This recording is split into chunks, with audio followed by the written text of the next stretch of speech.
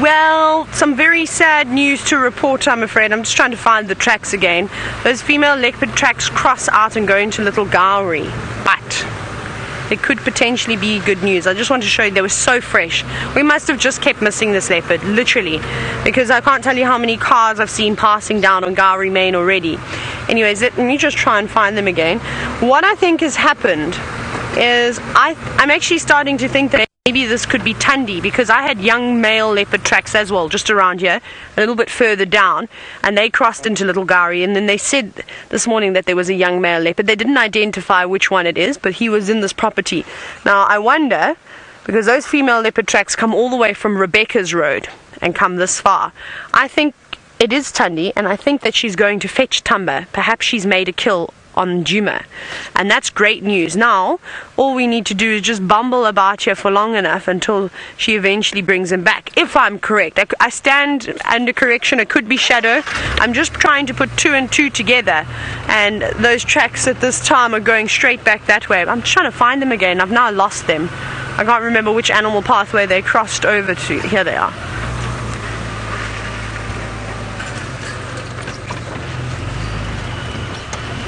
Let me just position myself. I'm just going to block the whole road. Ha ha ha ha. Everyone can wait. No, there's no cars, so I'm not worried about making anybody wait right now. Here these leopard tracks come. They walk over here. Here's a nice one. There's 2 tracks there. There's another track just underneath here. There's a footprint, and then they walk. They cross the road. I've now driven up and down over them, but they're over these middle tracks, and off they go this way. Just missed her. Just missed her. Right, but we'll wait. We'll hang around here. We've been driving this entire area the whole afternoon. I think we might as well just continue, and hopefully our persistence will pay off. Let's go check Twin Dams. Let's go do that. So a little bit sad, but hopefully I'm correct. I really hope that I am correct, because those tracks have come from far away, and to be walking like that during the day sort of says to me that there must be a kill on the property somewhere. But we'll come back here maybe in half an hour or so. We'll do a couple of other loops. Maybe we'll go by, drive on Rebecca's, do the whole road, then pop out on Zoe's and come all the way down the cut line. And then I'll also jump on the Eastern Channel and see if it picked up anything on leopards. Actually, let's try and do that right now. Can any stations copy me? Good afternoon. Have you located any Ingwe this afternoon, Little Gowrie?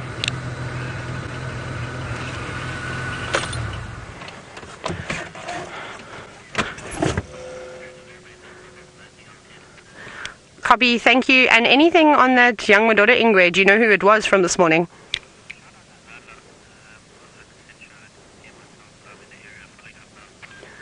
Okay, copy. We had quite fresh female leopard tracks all over our property, and then they cross sort of a little bit further south of Little Gowrie driveway. But now I don't know, maybe if it's Shongile's tracks, but they look fairly recent. Okay, copy. Thank you. Okay. Oh, we're having a big chat on the...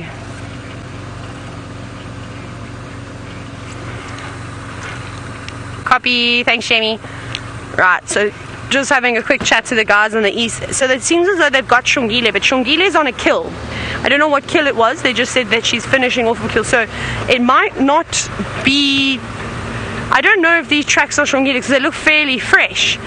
They didn't have Shongile this morning. They've only found her this afternoon. So quite interesting. Not really sure who that young male leopard tracks, who that young male leopard was. They said that they thought it could have been Hosanna, but I'm not sure. I know Hosanna likes to hang around there, but so Tumba has also been seen around here too. So it could really just be anybody. But let's maybe hope that's hanging around in the area too. Whichever leopard it is, we'd just like to see them, I suppose. Right, oh, birds. I forgot we're doing bird challenge. We haven't got these ones yet. Don't run away, please. You'll just have to catch them moving through the grass. There's some crested Francolin. I know you've seen a family of them with Ellie already, but I suppose another family won't hurt. Where are they? There's one just moving off to the left. I think a little bit. There it is, the top, middle of your screen at the top. It's just walking off, you can just see it. Go up, there we go. Here's a Crested Francolin. Chantal, any news on my bird list or how many I'm on now?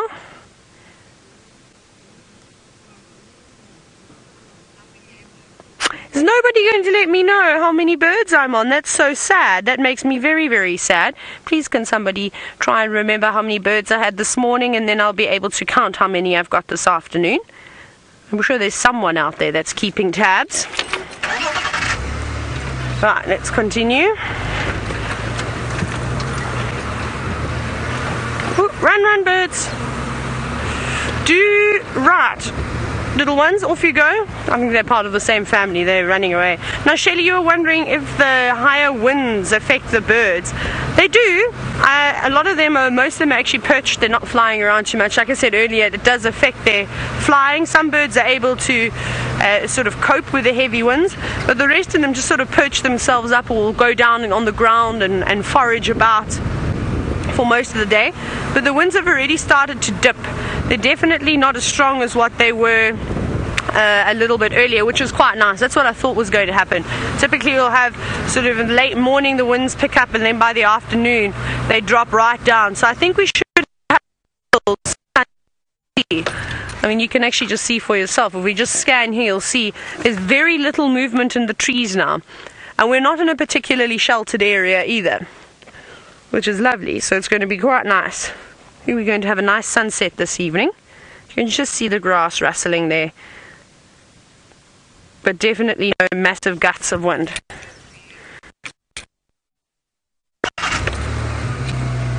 Oh, wonderful. Dear Sha, thank you so much for your help.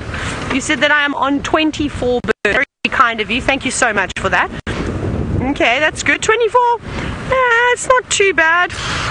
Could be doing much better, of course. If Brent was here, Brent would be shaking his head saying, Taylor, I'm so disappointed in you. And probably waving his finger too. I think maybe we're going to go down to the Mulwati now and search for some of the songbirds that we could be around there. Ali, however, this time has not found an animal. She hasn't lost one either. Let's go and see what she's searching for next. Well, we did manage to find another one. Seeing the birds are not friendly, at least we're trying to rack up with some of the mammals. So we've got beautiful kudu. And again, too bad that these are not the yellow-billed oxpeckers, because then we could definitely count them off. But we've got a female, 2 young calves, and then a younger male. Hiding in the bushes as they do. I think there's another one that's coming behind us. Or am I imagining things? Oh no, there was. I just had this horrible feeling, you know, when you feel like something's watching you, and I saw a shade. So I got a bit of a fright. I was like, ooh, what is that that's stalking us? There's a lot of people watching me. You say there's a lot of people watching me, yes, maybe, but none of them from directly behind the vehicle and creeping up to us. Those are the ones that I worry about. Ferg, you're just being too funny today.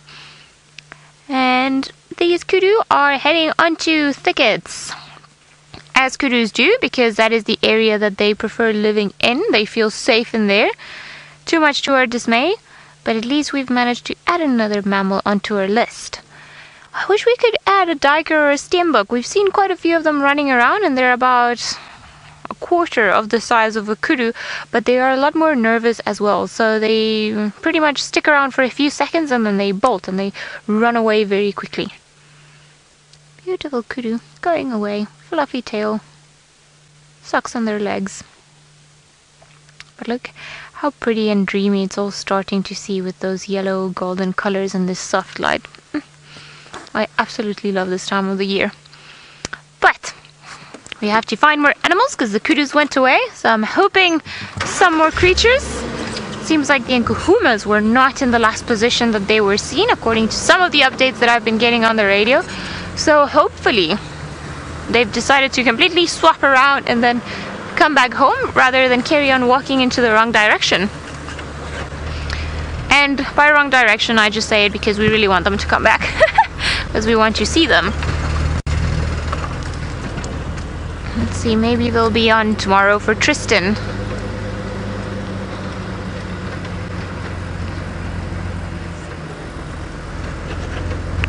As dear, you want to see a brew and you want us to find you one. We can try. I haven't heard them calling lately, and they're also birds that are not the easiest ones to see.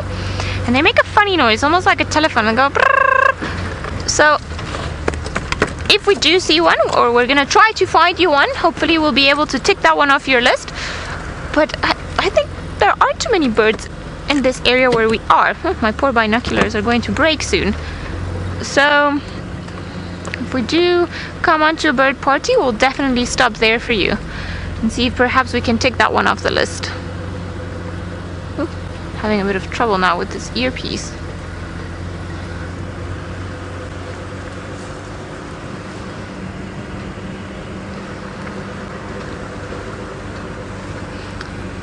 HA, you're wondering if we've seen any ground hornbills recently or if they're migratory. I saw them about 2 mornings ago. They're not a migratory species. We have them here all year round. However, they are somewhat uncommon or in certain areas, so they keep moving in between properties, so it's hard to see them. And there's a big flock of about maybe 4 or 5 of them that flies together.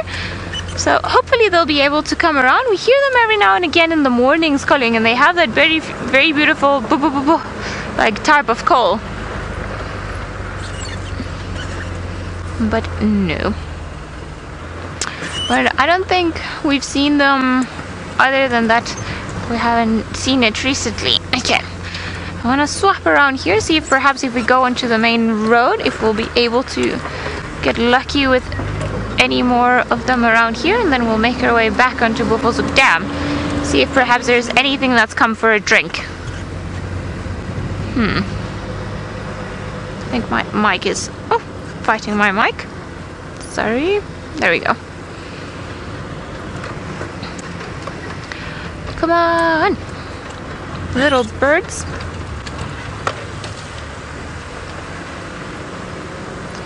This would be a very good dead tree for little ones to come and live. Perhaps even for a monitor lizard. That would be a cool animal to see too. One that I haven't seen much. A monitor lizard.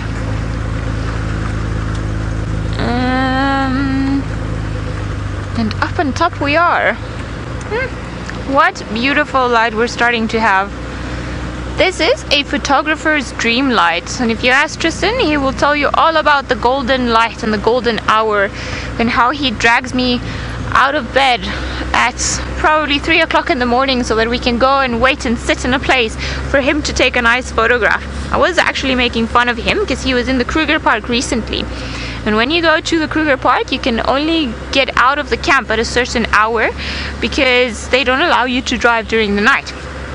So Tristan and his brother, they absolutely love the Kruger Park, but they have a fierce competition that I have found that is only amongst boys that go to the Kruger. I haven't heard any girls have this problem before, that they need to be the first ones at the gates when it opens. So at this time of the year, I think the gates opens at 6:30, so they will wake up like at 5 just to make sure that they're ready on time, and then there is absolutely no one in front of them.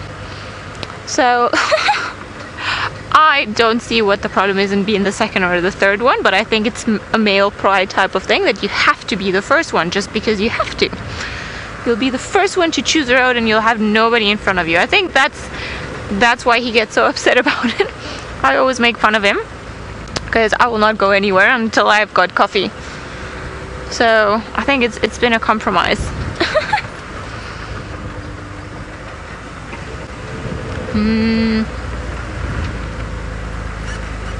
Let's see, any birds around here?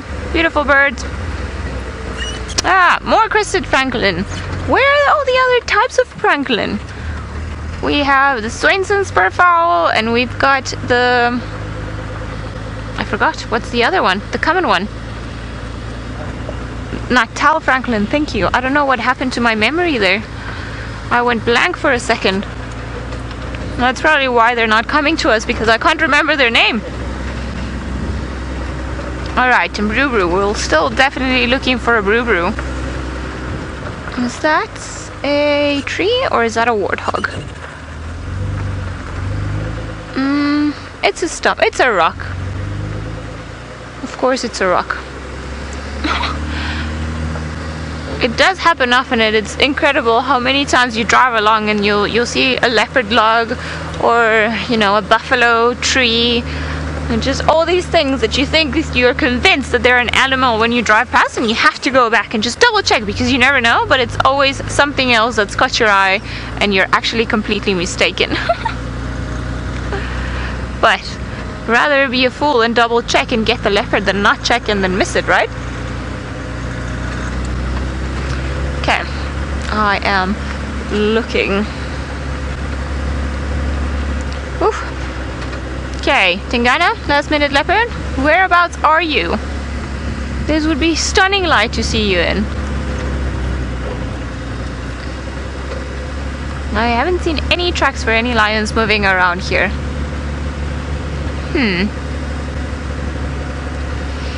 Who knows?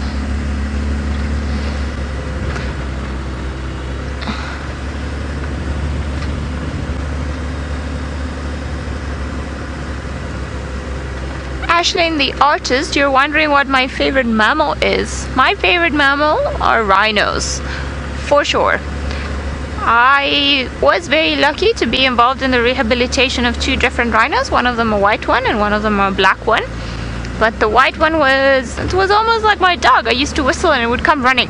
So I learned to love them while I was busy trying to rehabilitate them, and I learned to love them in the wild and just see how well they fare. And I think they are my ultimate favorites. They're just a big whiny rock. That's really what they are, because they make such a high-pitched noise for such a big animal. You would never expect it to come out of them. Now this would be a perfect area for a leopard or a lion or mating lions to be in. Very bushy, very thick, lots of places to hide in, keep their romance private.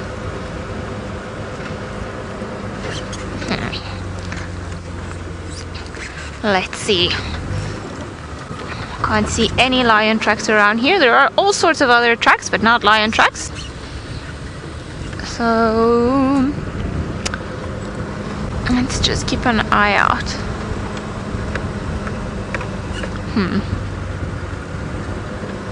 Well, if not today, maybe tomorrow. We'll be able to see them come back.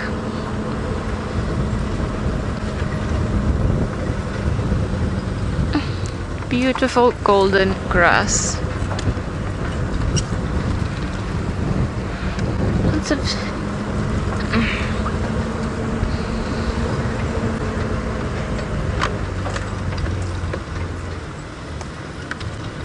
Fierbird, you're asking what are our chances of spotting a caracal?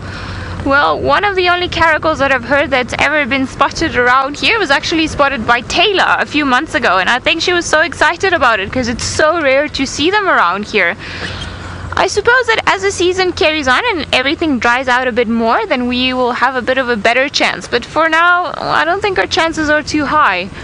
They're not really used to us, although who knows how many times we drive past them on a daily basis. But I'm hoping that later on during the winter time we'll be able to see a few more. I'm hoping for all sorts of smaller cats and rare creatures to start becoming a bit more obvious for us in the winter months.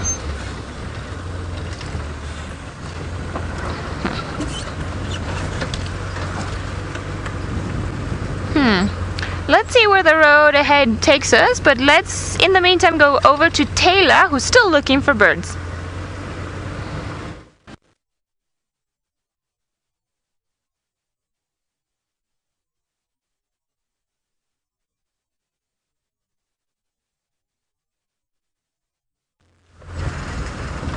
Oh, shame. Seems like Taylor's been fighting some of the gremlins. Well, I will show you where the lions crossed out. So naughty. We've managed to find their tracks here. And I think maybe this was that one male that was Colin this morning that we heard. Naughty, naughty, naughty. Going the wrong way. Because we were looking for his tracks earlier on, but I think, or earlier this morning, but I think he definitely moved out while we were moving around. So, I don't know if you guys can see it. Here it is. So, it's about maybe this big, the whole length of the track, and it's just one set of tracks that I can see from around here. And I know there were tracks this morning for an additional male that wasn't found with the rest of the pride. So just it might be a bit tough to see, but maybe this one with the sunlight a bit better. So we've got the back foot over here, which is slightly smaller, and then we've got the front foot, which is slightly bigger, more round. Easy way to tell that it is a cat. We've got 1, 2, and 3 lobes here at the back, so very characteristic of all of them. And then we've got 1, 2, 3, and 4 toes. And if you see on the top here, we cannot see not even one claw mark. So normally a good indication that it's a cat that it's a leopard or a lion, because they have retractable claws. So they, unless it's very sandy soil, we don't normally see their claws on the road. But it seems like this particular one has carried on walking right in the middle of the road this morning. I think there is a chance that this was the one that we saw on the dam cam, but there were 3 more that were spotted not too far, a little Gowrie yesterday. So perhaps they just all carried on coming and then going all the way there. Too bad that they have crossed, but who knows? They're not too far. The boundary is pretty much about 20 meters away from where I am. So we might be able to get lucky with them. But mystery solved. We know now which road is the one that it chose to move around. I think perhaps let's go in a bit of an investigation and see where exactly it crossed onto there, or we can backtrack him and see where he came from. The options are endless. No, I think rather let's leave him. We know where he is because he was found already this morning. Ooh. All right. And well, bye-bye, lion. Good to see you. Beautiful tracks. I think lion tracks are probably my favorite ones. I just find them so pretty and round and just pretty in general. Very big. Just as big and powerful as them. There is a male leopard called the Anderson male leopard. He's a massive male, and I remember Tristan was teasing me once because he took me out, and when we used to work at another reserve, and then he took me for a drive. And then we came across some tracks and he was laughing. He was like, oh, I know these are all tracks, but do you know what animal this is? You know, because he was trying to be funny and making fun of me. And I was like, yeah, well, this is a lioness. And then he started laughing, and then he said to me, no. And they were tracks about maybe this big in the mud. And he was like, no, that is for Anderson. So he is one of the biggest creatures that I have ever seen. I think Tingana is, you know, getting there, but he is just, you know, another story. And he's got a very funny look in his eyes, you know. They also call him Shimpoko, which means the ghost in Shangaan, because of those light colored eyes that he's got. But his territory definitely doesn't extend all the way up here, so if we were to find him here, it would be quite rare. Who knows, maybe later on during his life, if he becomes an older male and he has to start moving around, swapping for territories like Mbula has been doing. But I think he still has a few years in him to hold that territory. What is this? This is more lion tracks.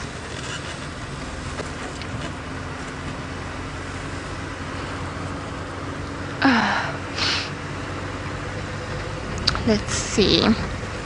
Where are the birds, Berg? We haven't been able to see one. And we've been looking. And it's not that cold. Where are you guys?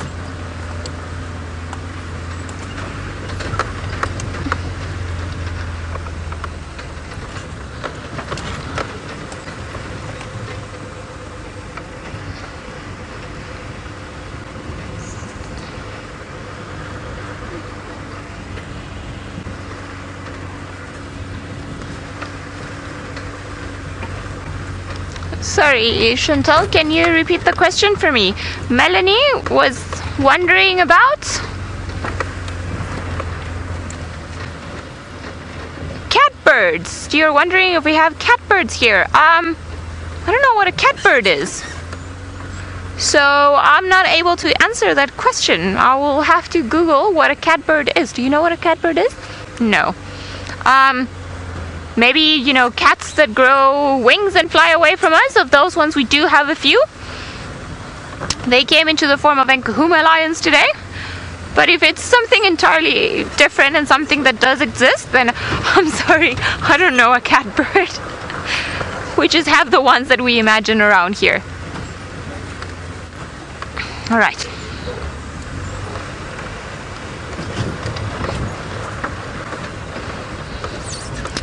Catbirds, Chantal is saying, are unrelated groups of songbirds. Like a bird party, I would imagine. Ah, there's a starling flying away.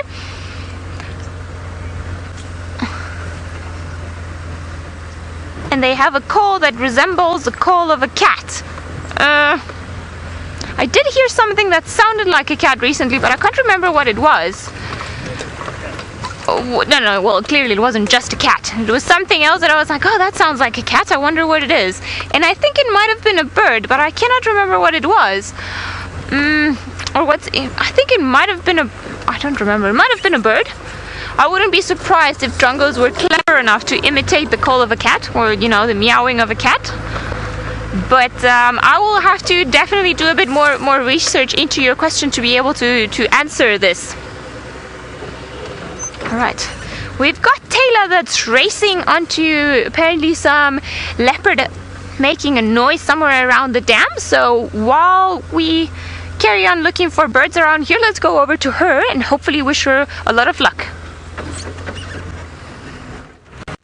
Thank you, Ellie. It's very kind of you. Now, I'm not exactly sure which leopard it's going to be. There's no established sighting. I'm not actually sure. Chantal, who heard it calling? That's all that we've got. Chantal, who heard the leopard calling? Do we know? Oh, Will Fox heard the leopard calling. Okay, so Will's about of wild sighting, so he heard it. So let's go there right now. We're not far. Woo! I'm not wasting any time. I'm not missing any more cats. I'm going to find this one, whoever it may be. I wonder if it's maybe one of the males. Let's go! Only on the smooth roads can we go like this, otherwise I'm too scared. And now we have a roadblock of elephants. Hi, elephants. How are you? Please don't be that big nasty elephant bull that roams around here. Look, we're surrounded. Maybe we can tell Ellie about these elephants. You can tell Ellie, Chantal, that there's a beautiful herd of elephants on twin dams. It's probably the same herd that she had at some point. We're going to keep moving through it very slowly, very quietly. We're not going to go racing now. I don't want to do it to the elephants, but perhaps she can come over here. So basically we're between Wahlberg's Road and the Twin Dams dip. She'll know exactly where that is, but they're lovely, all spread out here, very relaxed. I'm going to try and just sneak through, except if this elephant cow decides she's going to cross the road. No, we're not going anywhere. We'll just wait patiently. But now, if that leopard calls again, we are close enough that we'll be able to hear it. We're a little bit too far away to just hear it, because there is still a bit of a breeze. Here it's nice and sheltered though. It feels like there's not even a breath of wind. Let's see. I'm wondering. I know if I go there, she's going to have a heart attack, and she's going to be very upset with me. So we won't do that. Hello, guys. Now, Shelley and Vic from Canada, you're wondering what is my most frightening experience with or encounter with elephants. I did think I was almost going to die, but just once. It was with a big elephant bull in Must, and he was coming down the road in front of me. We didn't know he was there, and I've been trapped in the Eastern Cape, and I was down in one of the near a river basically, and it's literally a canopy of trees, not really even trees, just shrubs, and you couldn't even see the sunlight, so you could just fit a car through. And basically trying to get out of the site and said to my guests, you know, it's not great visual. They're on their way up to the open plain. By this evening they should be up there and we'll get great pictures, silhouette shots, and we did eventually. Now as I'm trying to make my way out of the sighting, someone on the radio calls in that there's a big elephant bull in must on his way down, and I'm going, he's coming straight towards us. Now I'm trying to reverse the other way, and of course elephants step out on the road behind me, and then there was just one, and then there was two, and then there was 3, 4, 5, next minute the whole herd. Right, really, elephants, we need you to move out the way now because we want to find this leopard. So anyway, so that happened, and I basically couldn't move off of the road. I was stuck, I was trapped, a situation you don't want to get yourself in. I couldn't pull off the road because it was so dense that I would have broken the car. So I pulled off of the road as far as I could, and then he wasn't very happy. He stood right in front of my car, he trumpeted at me, he shook his head, all the things that an angry elephant would do. And then the matriarch, which was the most amazing experience, I promise this is 100% true, this story, she pushed up against the side of my car on the right-hand side of me. Because I don't know if she sensed that I was absolutely panicking. I was very, very young still. And she trumpeted right next to my car and shook her head at the elephant bull. She stood next to me doing this. And eventually the elephant bull he went off the road and crashed through all the trees just next to us and then went past. So he was in must. He just wanted to see all the ladies and see if any of them were in estrus. And of course, that was one of the most amazing encounters I've ever had. It felt like the matriarch came over and basically rescued me. It sounds silly, but it's exactly what she did do. So that was an amazing experience. I hope to never get myself into a situation like that, and so far I've avoided it. It was just one of those things, bad luck and thick vegetation in the Eastern Cape, and that's why I don't off-road for elephants. Is after that sighting I thought I was on a road and I couldn't get away. Now imagine if you're off-road and something like that happens. Right. We're waiting for our roadblock to pass us. As you can see, a young calf has stopped to have a suckle. We might turn around and go a different way around. Let's go across to Ellie, who's got a bird in the afternoon sun. Oh, and we were so scared that he was going to fly away. We've got 2 birds that I'd like to show you. We've got the crested barbet over here, flown away, and in front of us there is a brown-hooded kingfisher. Just no! It flew away. Oh, he's landed at the back, but I don't know if we're gonna be able to see it. Yeah, I think if you go up and go up again and maybe to the left. Oh, this is very difficult. Alright, let's see if maybe we can get this one. Let's see if we can get this one and go around, because we were talking about the brown-hooded kingfishers earlier, and this one came and he was so curious about us. So I'm hoping it'll stay around. No. Okay, it's on the ground. It's on the ground. Yes. And it's flown into the drainage line. You are just like a leopard, aren't you? Going into all the wrong places. I think we should give up on this one. Unfortunately, it was so close. Just so close. It flew away just as we put the camera on it, which is quite unfortunate. But at least we tried, and we know that they are around here. Oh well. Maybe we'll find another one down the road. So Ferg, we're looking for bright blue.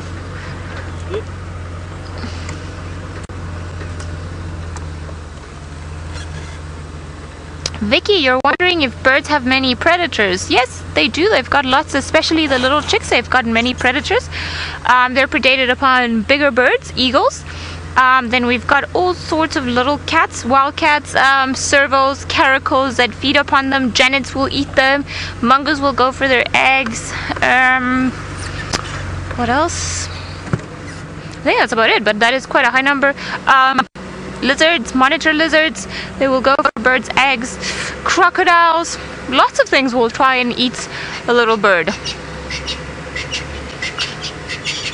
I've got some noisy ones down there in the drainage line. I wonder what they're alarming at.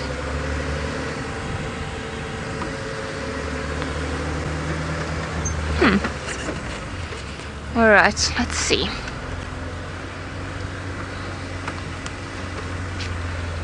Samantha, you're wondering if we see any bats at dusk or during the night. We do. I haven't been able to see any of them around lately, but normally dusk is a very good time of the day to start looking for them, or that, you know, you'll see them more likely than not just flying away. I'm not too sure where bats hang around in Djuma. It's still one of the mysteries that I have to solve.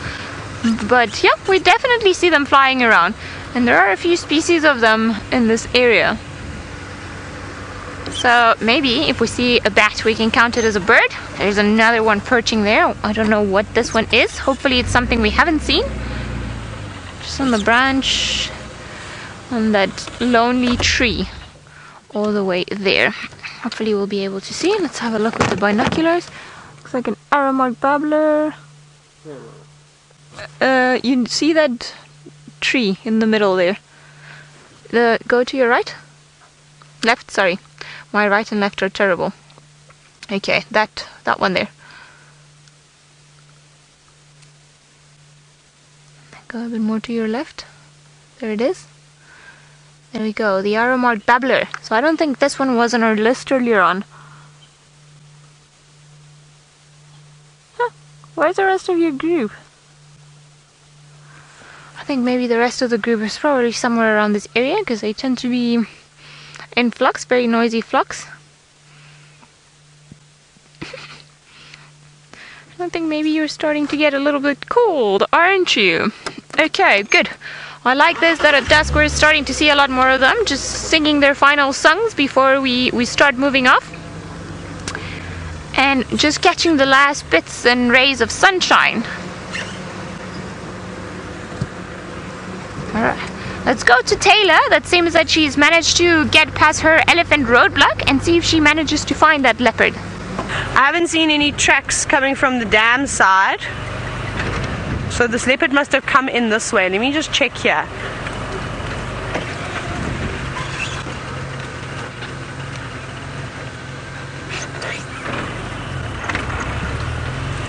Now, Raina, you're wondering how strong is the bite of a leopard? Well, I think it must be about eight times that of a Rottweiler, which is a breed of dog. Perhaps you don't know what a Rottweiler is, but they're quite large dogs. So it's pretty intense, the bite of a leopard. I wouldn't want to be bitten by one, especially with those very large canines. So yes, so I mean they can crush vertebrae, they crush windpipes. That's the idea behind their very powerful jaws, of course. And then, sorry, I do want to just quickly listen here to see if I can hear anything alarming, because right now the bush has gone quiet.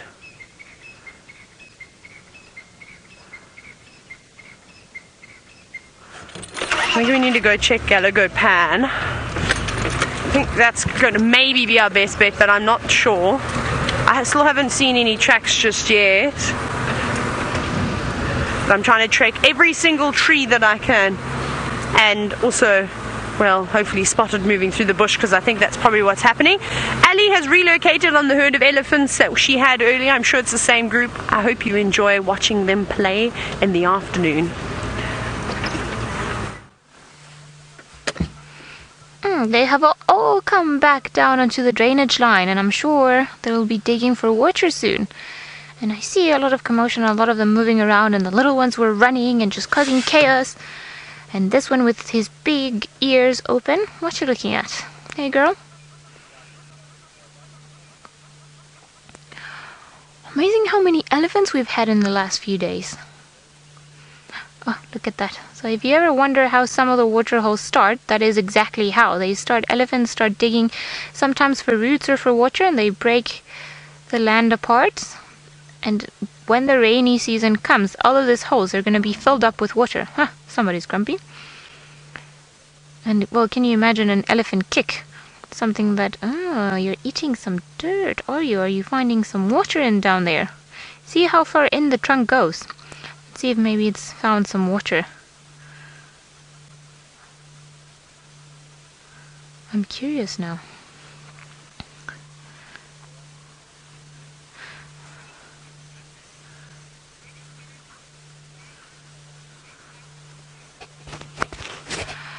So It seems like it's actually eating a bit of the dirt that's over there, and it's just maybe looking for some more minerals. It's not rare for animals to start eating the soil, especially if they need extra nutrients. Okay, I have never seen an elephant do that. It's almost like it's sharpening its tusk.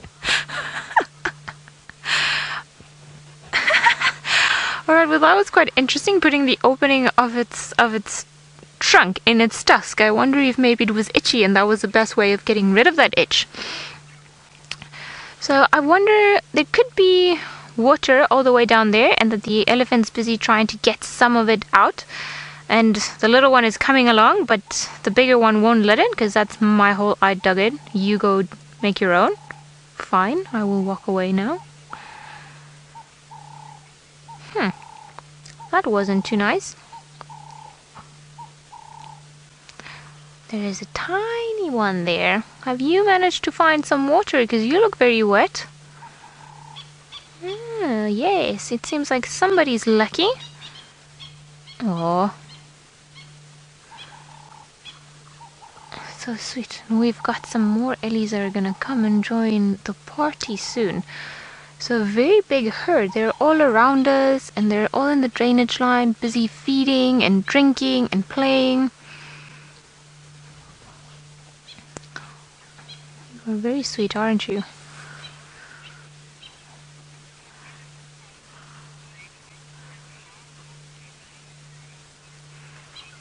Oh, pretty. Ozzy Bunny, you're wondering what are elephant tusks made of and how long do they grow? Well, they can grow a little bit or a lot depending on genetics. I think that some of the great tuskers have had tusks that are over 100 kilograms or 70 kilograms each, so very, very big. But they're made of a substance that's called dentine, which is pretty much just a hardened version of our teeth. And underneath the covering, which is called cementine, which is a very, very hard covering, and it's the outside part. Underneath that's what the ivory really is. So not the top layer of the tusks, but the bottom one. And that's what pretty much has caused for a lot of humans to go after elephants. Their teeth. Isn't it crazy that humans, we go crazy for elephant teeth? Look at that tiny one digging. Oh, you can hear it trying to pull the water up. Well done. You can tell that it doesn't. It's getting there in terms of how to use its trunk, but I think it's still a bit new and it's still gotta learn a few tricks.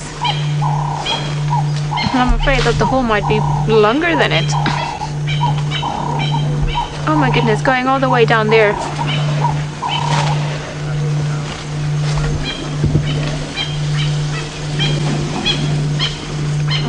See, they have found water. There's one. Yep, there we see it sprinkling on the water, and I think maybe the little one is just managing to get a little bit up and down. There's another baby coming to join. I wonder if they're gonna have a bit of a dispute there. You guys pushing everyone around.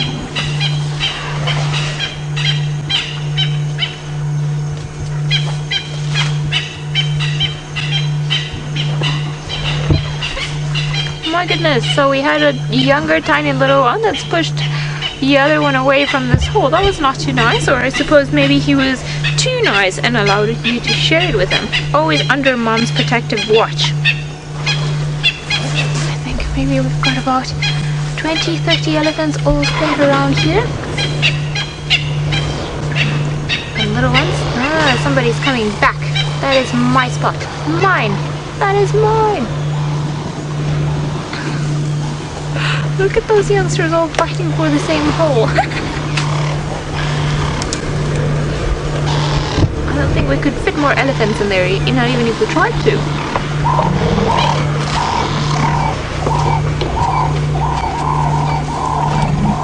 Creatures, all of you. Because, you know, it is pretty special all among species just how fantastic the toy that somebody else has got is. Clearly now that these two are, or that there was one playing around in this hole and the other two wanted it.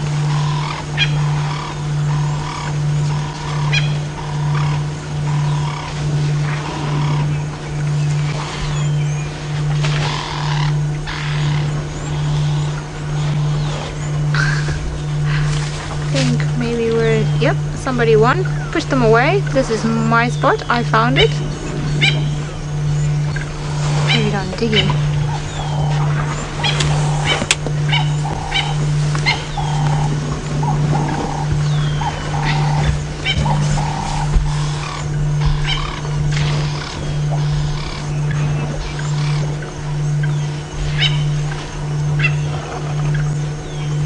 Francis from Israel, you're wondering if elephants sometimes don't find water when they dig for holes. It can definitely happen. Sometimes if the water level is very low underneath the ground, they could carry on digging and not find water, especially if there are younger ones. But in general, they know where to go, where there's a good abundance of underground water. And they will choose those spots and come back to those spots because they know that they'll find it there. What are you eating now? Doesn't he look like he's got a bit of a clown painting? He's got his trunk painted and around its eye, and he's been entertaining us all around. I don't know, maybe this one found its vacation quite early in life. It looked very funny, and you can tell up to where the water was, or the muddy bits of the hole where it was in, just because it looks a little darker. It's almost like somebody's been playing with paint. Oh, you're going on to mom now. What? Maybe somebody's trying to sneak into mom's spot. Maybe he's still very thirsty. There we go. Look at mom trying to push him with its thumb. Be like, okay. Very gentle. And you see how nice she was. She allowed her little one to take over the spot and have a bit more to drink. Maybe she's gonna find a new spot and start digging there. And she's given her resource to the youngster. Gonna carry on enjoying this sighting and see what else his little ones get up to, but let's go over to Taylor and find out how the leopard search is going. There's another fly.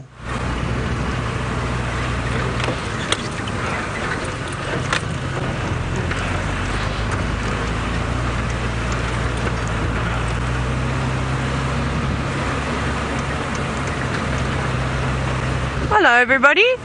Oh, what happened there? Right, let me turn the game drive radio. We're still looking for leopard. I almost said elephants, and then I went, no, we're not looking for elephants anymore, and we're not looking for any birds either. I've just done a second lap. You may have seen me actually come around on the dam cam. I'm just quickly going to check a little bit further up this way.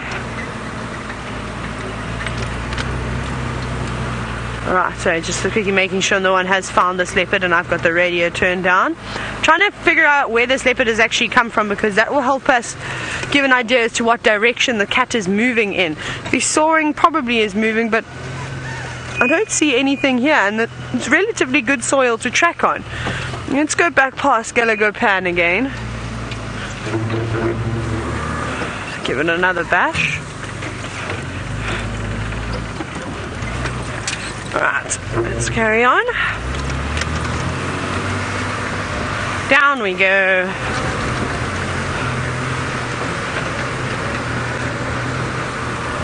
I'm just gonna, actually, there was some impala around, so I just want to see if any of them have started alarming.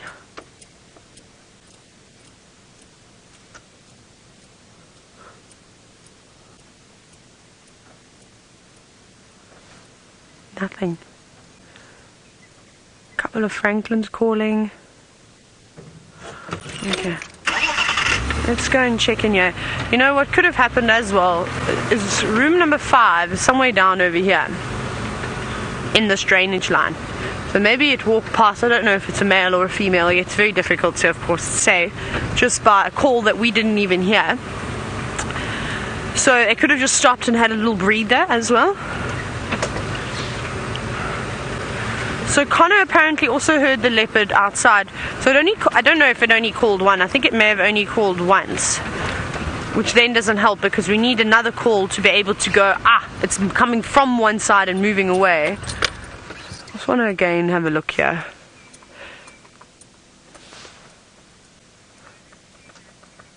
Three minutes ago. Can you please give me an idea as to what direction it was? Sorry, Chantal. 3 minutes ago.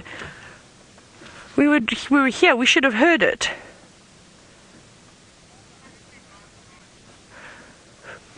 So at Vuyatela Lodge or at Galago Lodge? So I'm just chatting to Chantal now. She's directing the show. If you're wondering on earth I'm shouting out this random information to.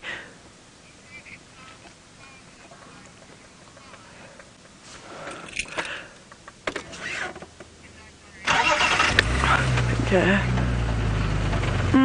No, I don't know. It's very difficult, unfortunately, because I haven't heard these calls to try and figure out where the leopard is. Obviously, I've been working in the bush for a lot longer than a lot of these guys, and they're not necessarily guides. So to be able to give distance, a non-guide person to give a distance of a leopard calling, it's almost unfair actually to try and ask somebody to do that. I haven't seen not even one track here yet.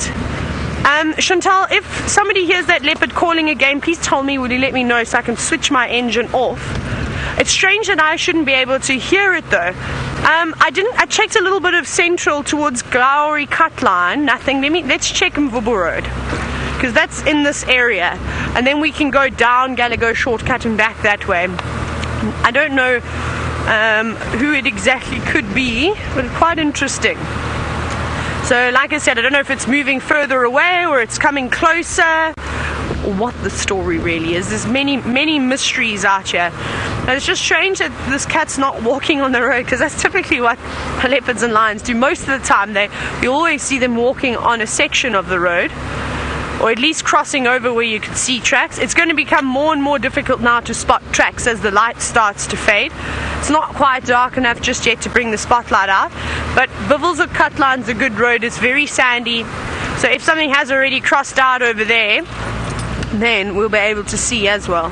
We'll just go through here, look left and right and left and right and on the road, and hopefully, and listen, and then maybe we can get an opportunity to find this cat. They really like to test my sense of humor. It's amazing, these animals. I'm sure that they all meet up at night and go, right now, how are we going to annoy Ali and Taylor today? Should we leave our footprints all over the property and then go wait on the other side of the boundary where they can't drive? I think that's exactly what they do. I'll turn this up a bit.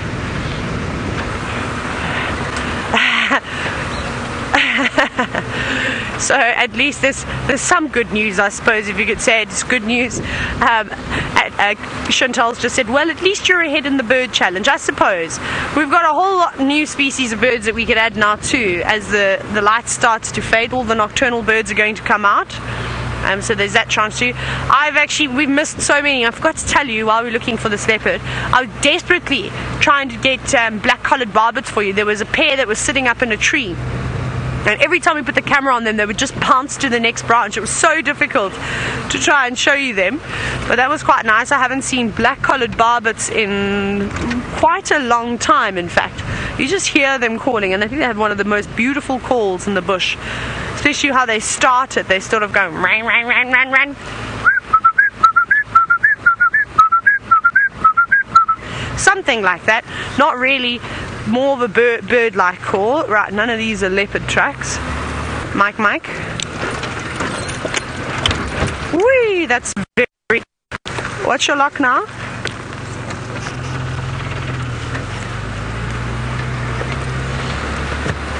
Okay, copy.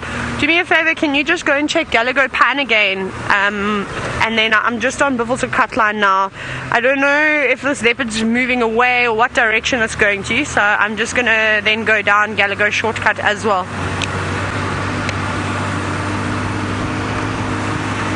Copy, thank you. There we go. Just getting Mike to go back towards Galago Pan again and just do a couple more loops to see. Right, spotlight. We've got to find it down the other end of the car. Ooh, and not drive off of the road. Trying to do too many things at once now. Okay, we're almost there for the spotlight. We'll just go slowly along here. See, there's a fire break just on the other side. So it's quite open and sort of quite nice. You can actually see quite easily.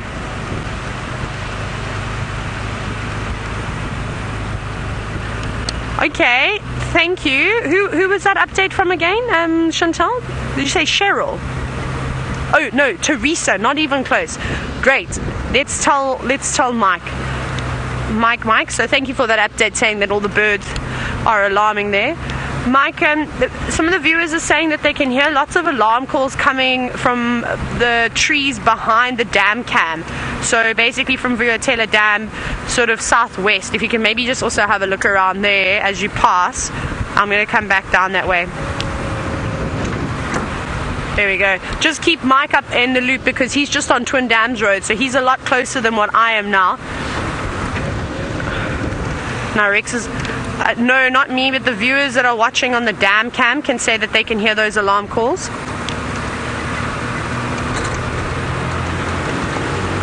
Okay. Here we go. Let's go down. I think let's go check here just in case. Right, we're just going to check down this way. I'm going to send you back across though to Ellies. She's sitting with the elephants. Perhaps you'll be able to view them in infrared a little bit later.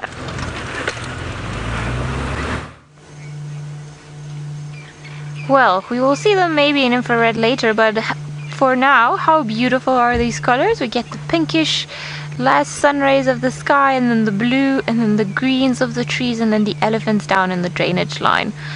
Sometimes I wish we could capture what we see and just be able to capture in a photo that would come out just as good as what we are experiencing now.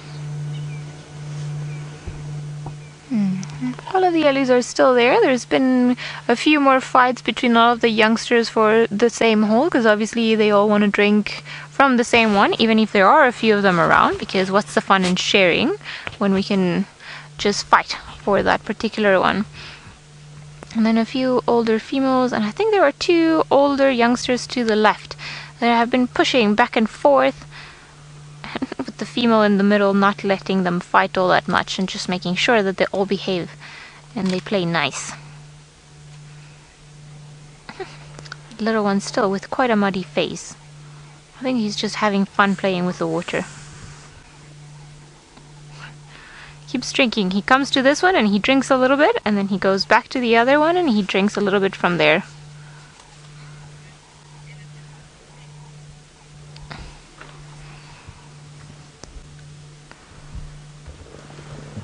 Machine Gun Nest, you're wondering how good the sense of smell of an elephant is. Well, it's fantastic. They can pick up many scents and many things that are floating around that are completely unknown to us. We couldn't even be able to smell, I don't think even a third of what they're able to pick up from all around the bush. So we were actually talking about the other day, I think maybe if we could smell as much as the elephants, that we would get headaches because of the overload of information that's coming our way. But they can pick up things, depends, for example, if the wind... I think maybe you now have been pushed out by a bigger elephant. Depends on the wind. Sometimes if the wind carries a smell for quite a distance, they are able to pick up smells that are many kilometers away from them. I think like everything, we've got to be aware of the area that they're in. So the more open a particular area, probably they'll be able to pick up in the smells that are being carried off from a further distance, that perhaps like in a place like this where it's a bit thicker and they're, you know, they come down into the drainage lines or the dry riverbeds, and then they go all the way up and there are lots of trees and very thick vegetation. She's definitely not sharing. Look at her. It's like, nope, go away. I have shared with you enough. I think as they start getting older, then the moms start becoming a bit more strict on the youngsters, and they won't share everything with them anymore. It's also a way of getting them to learn to fend for themselves. Are you playing? Often young males will play with each other, and a good way of showing their dominance is putting their trunk on the opponent. And I think this is an easy fight, because that one is, it's almost like it wants to go on the ground. Oh, you win. Oh. I can hear the roughness of their skin. Okay, enough now. All getting up.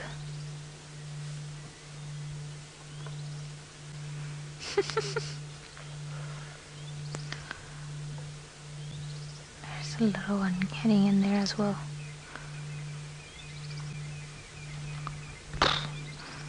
Pushing the little, but the little one wants to play too. Or maybe there's something in there that they're finding particularly wonderful. Maybe there is a sandy patch that they're all using to scratch themselves. Or maybe this little one is just exhausted and has decided that this is the spot where he's going to have a nap. Pardon? Yeah, we can. Let's go. Let's swap to infrared, see how well it'll look. Ah, much clearer. Isn't that amazing? Little one playing around.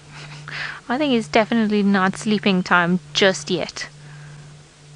Got the two little ones playing around with each other, and the rest of them, you see, even if they're playing with their trunks and their feet, they're quite gentle with the little ones. They won't step on them. Just watching their feet and what they do and how they move. But this is a proper elephant tangle.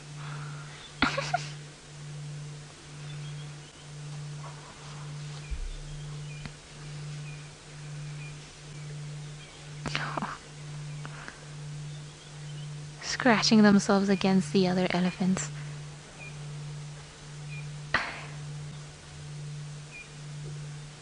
That is wonderful.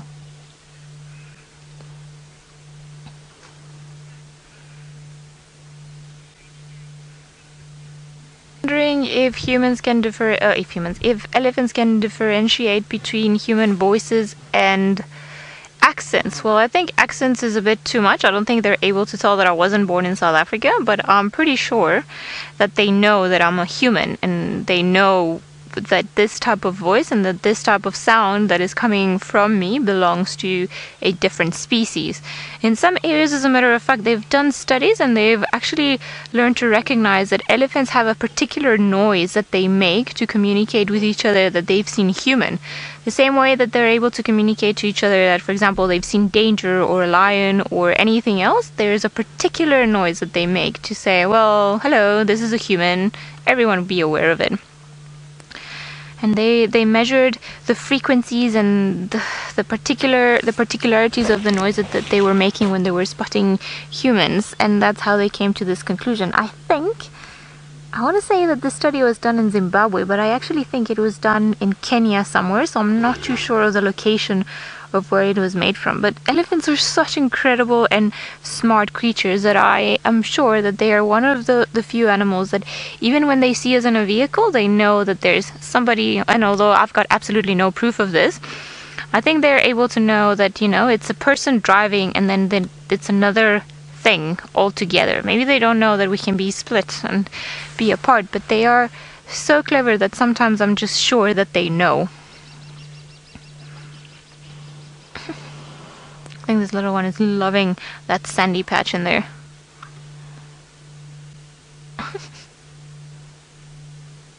And the older ones are quite curious about this little ones moving around and playing like that. So there's a lot of trunks that I see moving in there. A lot of pushing. Oh, there's a tiny one down there. I don't think you're going to be able to sleep. Definitely waking you up.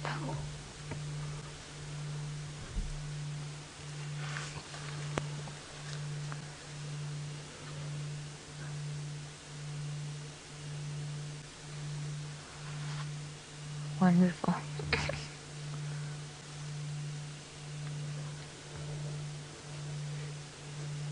They all want to play with the little one that I think just wants to lay down and have maybe a bit of a nap, and they're like, no, wake up, wake up.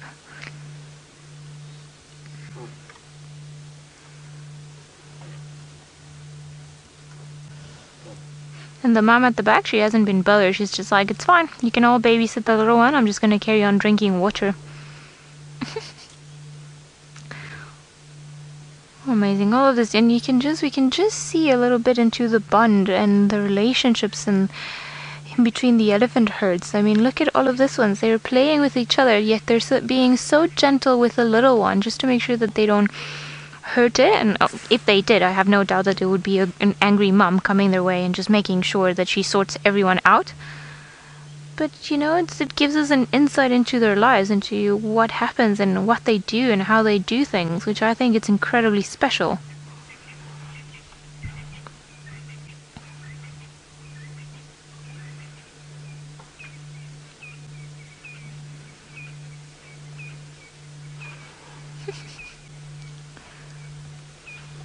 wonder if there's something more in there, because they all seem to be quite focused. Well, we've got now those two young boys to the right that have been wanting to play and push each other back and forth, but I think they're just being a little bit shy now.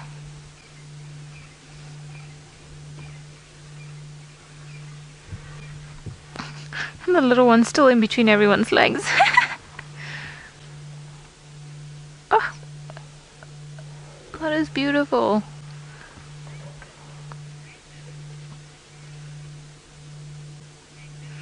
Brendan, you're wondering how old the little ones are. Well, I would say they're probably about 1 year to 2 years old, and the other ones behind them, judging by their size, maybe about 5 years old or so. So I'm sure some of these older ones are actually the older siblings of those two tiny ones that we're seeing there. I think I need to start putting on more layers. It's getting quite chilly this evening.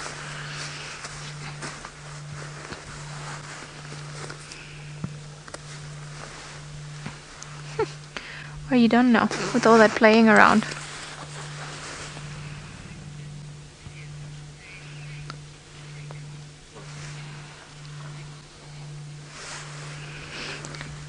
William, you're 8 years old, and you're wondering if the elephant's ears make noise when they flap. Yes, they do.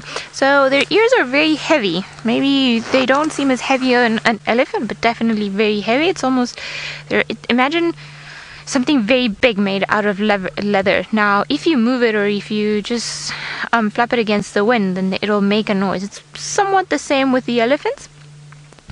Normally, if they move them a little bit, then we don't hear them all that much. But when they open and close them very quickly, then we can definitely hear them.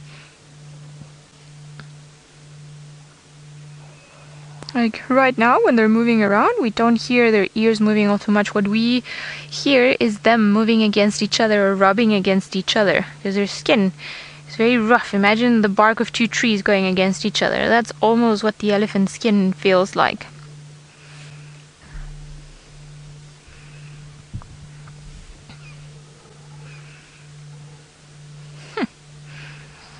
At last, you have that hole all for yourself, little one. And the one at the back, and then the other one still drinking there. So while there was all that commotion and all that craziness happening, those two girls have just been happily drinking away. They know not to get involved with the youngsters and their games.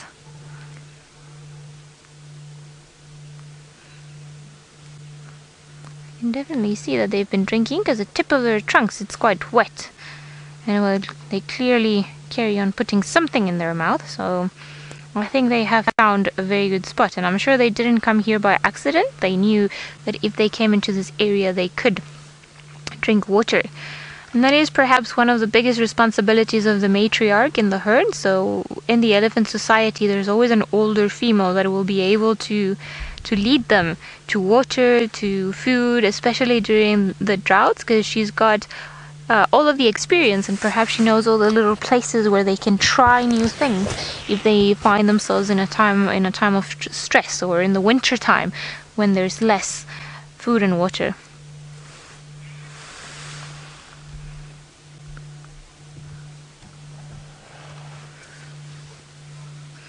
Yana, you're wondering if the cows compete to be matriarchs. As far as I know, no. There's just a succession, and normally it would be the daughter of the matriarch that would start, or that would take over from the original matriarch. But I think it's more a case of just accidental leadership, and normally it's a task that goes into the older females.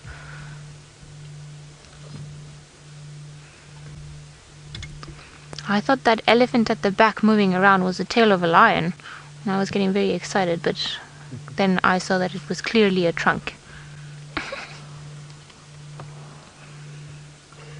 I didn't even know that elephant was there, the one behind this big female. Must have been one of the youngsters that moved around.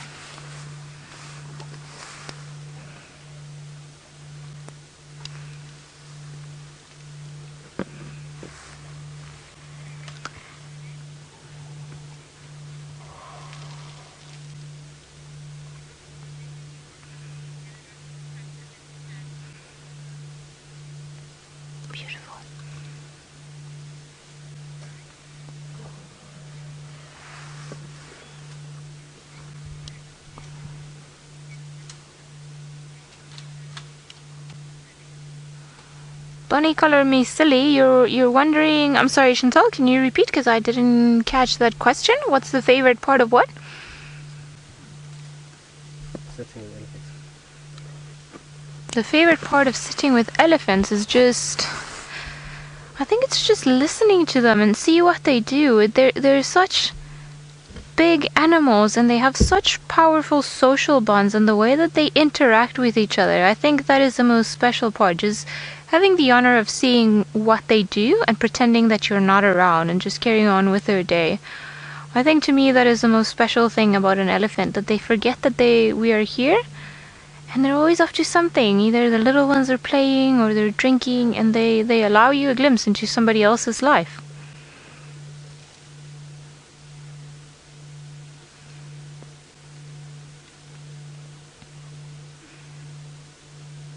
Drinking a bit of water there. Oh, you're being lazy. You're resting your trunk on your tusk to drink. I haven't seen an elephant do that. I think that is very lazy. I can't believe you're doing that.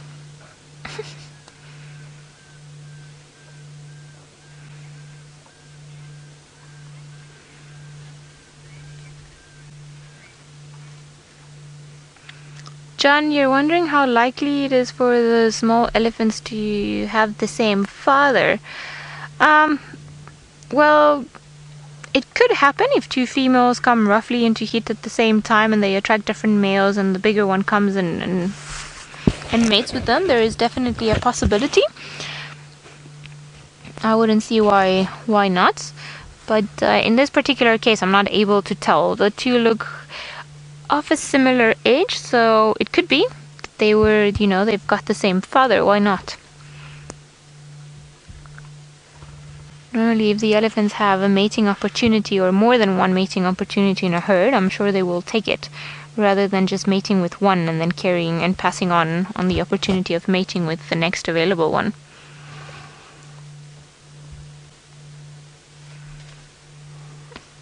I think now that they have drank enough, all of them are busy eating. Or at least the females at the back seem to be. Oh, look at her stretching. Going up the hill. There are a lot of rumbles going on.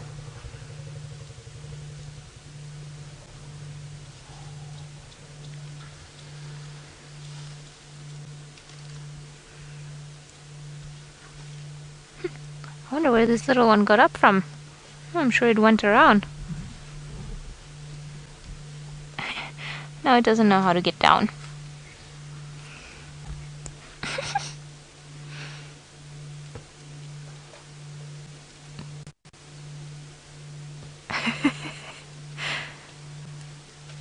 I think it's actually scratching its face now. Yes! Well done. That step. It was too big. Did you come all the way down just to fight for that water now?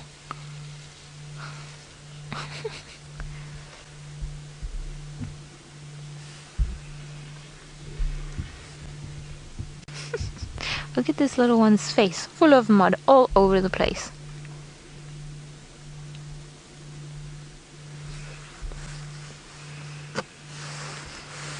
Yep, doesn't want to share. Come on, move. I was here first.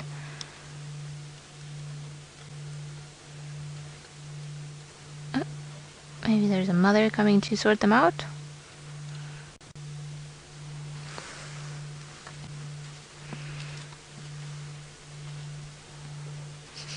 Now the second one is full of mud and water all over the place too. I'm sure now it feels like part of the group. Now that they've all moved into feeding, we can hear just how noisy they are.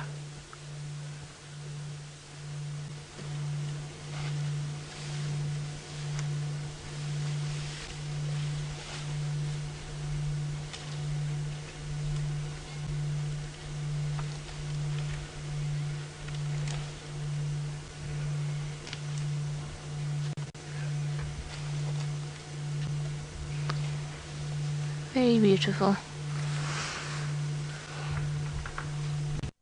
Moving all the way up there.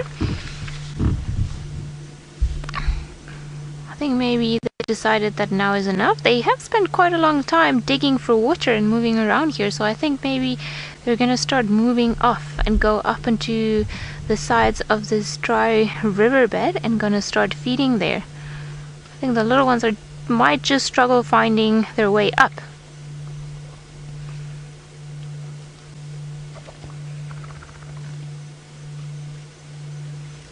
Oh, you can do it. Go, you can do it.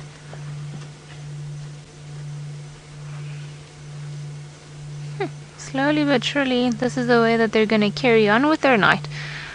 Moving and feeding, and I don't doubt that at one point the little ones are gonna start becoming very tired and they'll lay down and sleep for a little while longer, and perhaps the adults will also sleep for a little while. They can sleep standing up, so it's a bit more rare to see a big elephant sleeping down, but in the safety of a herd, the little ones often go down on their sides and then start sleeping.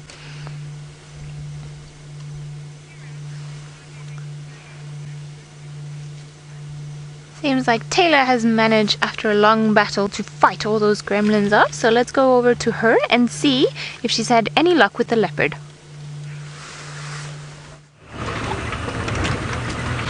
Hello everybody. I've just been singing loads of songs to Craig. Craig's the only one that's listening to me. I don't know why I couldn't hear Final Control to resolve that issue. But we have not resolved the issue of the leopard that is teasing us. It is somewhere around the lodge, but I can't really find it. It's obviously proving difficult. There are now 3 cars, including myself, driving around looking for it. So I'm just going to stop on the dam and scan again. And I haven't heard it call once yet, but maybe if we stop here we will. And we did stop and we had a look at Gallagher Pan. We sat there for quite some time. We didn't hear it at all. Can't see any eyes shining back at me yet either. Just triple check. We've gone around about 150 times now, so my conclusion must be that it's in the thicket. It's obviously not out and on the road. But thank you for all your updates, and if you guys are listening to the dam cam, that's very kind of you. It definitely does help, but I keep missing it, and I sit for long periods and I haven't heard a call just yet. And I was saying to Craig, I was like, I find it so strange that myself or Rex and or Mike, and we've all been in the area now for the last 20 minutes, we haven't heard it call once. And I mean, you've seen, we normally hear the calls over the vehicle, which I just find peculiar. So I don't know where this cat is. Though Herbie was chatting to me. Herbie actually jumped on the radio. He said he heard the leopard call. He says he thinks it is definitely around Gallagher side, not maybe Voyatella. So we've been driving in the right spots, but that drainage line with all those Timberti trees, whew, my goodness, it's thick. But you know what? If we go round and round, eventually we'll hopefully bump into it. Ah, Izzy, you said that you can hear me on the dam cam. Well, listen to this. Hello, Izzy! And I'm waving too. Of course you can see me waving. Let's see if you could hear me shout that. I'm loud. My dad always has an absolute he's horrified by the loudness of my voice. He says he doesn't know where he gets it from. And I'm like, I was like, have you met your wife? And I'm going, I get my mom, most certainly. When she talks on the telephone, it's the greatest thing in the whole world. She thinks she has to shout in order for people to hear her. So especially if she's talking to somebody from Australia, she gets so loud, it's like she thinks that she needs to really scream all across the Indian Ocean so that they can hear her in Australia. So my dad makes her go and have phone calls outside. He says you can't have her in the house when she's talking, even when she's in another room and the door shut. Her voice echoes, so that's where I get my loudness from. Izzy, that was very funny. You've made my day just with that comment. I'm always going to be loud, I think. I quite like it. It's nice. There's no awkward silences around me. But as we are looking for this leopard, if we see any exceptional birds, like an owl or something along those lines, we'll definitely stop. What else will we do? We will stop for a quick look at a chameleon if we do spot one. But I think we're getting a bit cold now to be seeing as many chameleons. So I think the chameleon sightings are going to start getting sort of few and far between, which they have been already. We've gone from 4 or 5 chameleons a night to just 1 or 2. William, you wanted me to find a chameleon? Well, I haven't found you a leopard yet, and I made a promise earlier for your birthday that we're going to try and find you a leopard, so I'm still trying to do that. If I can find you a chameleon too, how happy would you be? How great would your birthday be if we could get a spotted cat and a chameleon? I would be very happy. I would go to bed a very happy girl, I can tell you right now. It'll feel like my day was a success. So let's see. So this is where this leopard is calling, somewhere in here. And I can't off-road. Remember the other day? We'll just sit and I can talk because I should hear the leopard over the sound of my voice with the engine not rumbling. But remember the other morning we came, Sebastian and I, we came driving, was it Craig, was it with you that we came driving into this drainage? Must have been Sebastian. These days just fly by. So we came right in front of the lodge. I think you were watching me on the dam cam. We were coming all the way down here behind all of these trees. And I reckon this could be a potential spot all the way. What were those eyes? Did anyone else just see those eyes? I thought I saw eyes. I actually saw eyes on my monitor as I glanced over. Let's go down here. Who's looking at me from down in the grass? Show yourself. That was so strange. Did anyone else see those eyes? Those were weird.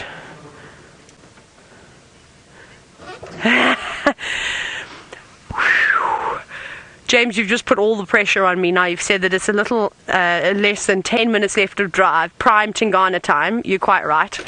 It is indeed prime Tingana time. He always does it. Because he's probably waiting, going right at when Chantal says 5 minutes out, 5 minutes, he'll go, okay, now I'm going to wake up, stretch, and start moving. And then as the sort of the credits are rolling, then he pops into screen.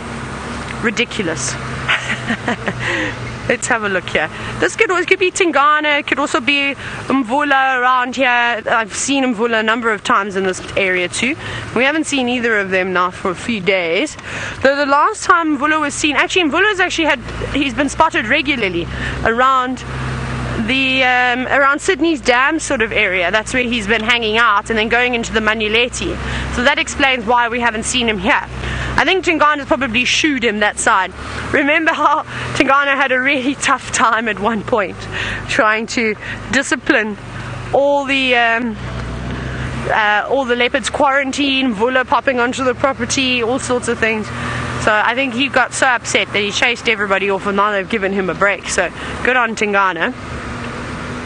Let's just check here. We're going back towards the pan again, and I'm going to sit at the pan. I even went up Vuyatela Access to have a look to see if he's maybe already gone that way, because it's one of his routes. But no tracks, unless he's walking on everything but the roads, on those animal pathways. Then it's very tough to try and figure out where he's gone. We'll just check here. There's some scrub hares, and there's also the odd bushbuck around here. Okay, I think we're going to just sit quietly for a couple of minutes and see if this leopard calls. Ali is on the search for all sorts of critters. William, maybe Ali can find you a chameleon.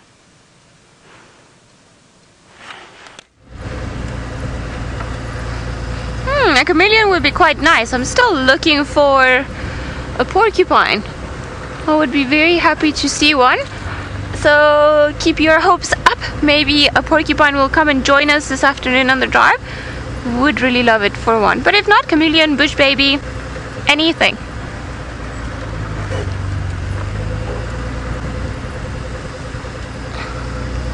Let's see.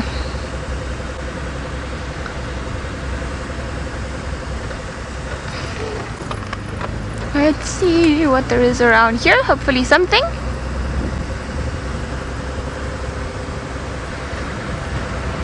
Nothing around here. Let's maybe start heading over to quarantine where it's nice and warm.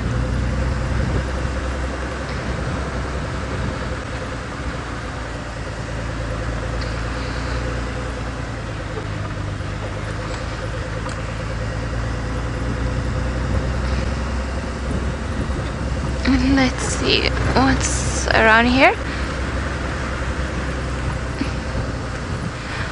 Alright, Tingana, this is your chance to come and surprise us all and say goodbye for the week. Hoping he will come around. I mean, we are in the last 10 minutes, so come on, Tingana. I know Taylor's been working very hard. So hopefully Taylor will have some amazing news before the drive wraps. I've just seen lots of elephants this afternoon, which has been very good, but I am onto night creatures now. Where are they?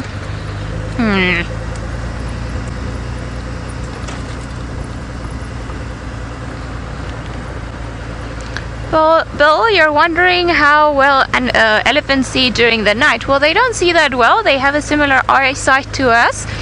So when it's very, very dark, they have to rely on their sense of smell and hearing to be able to have an idea of what's around them.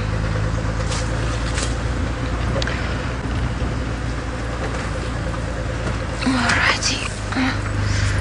Whoop. And let's see.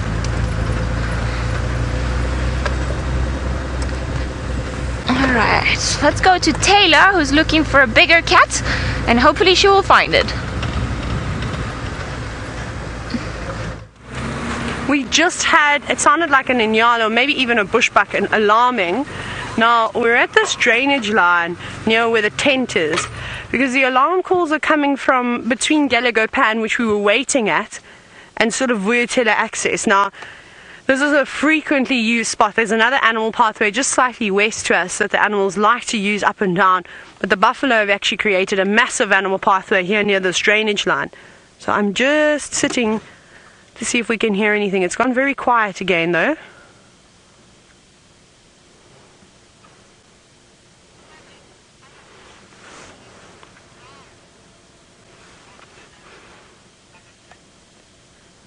I think this leopard is somewhere here.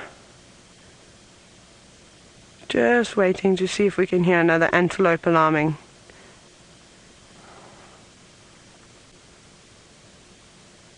Now there were a couple of impala as well, and inyala and bushbuck I saw scattered around here.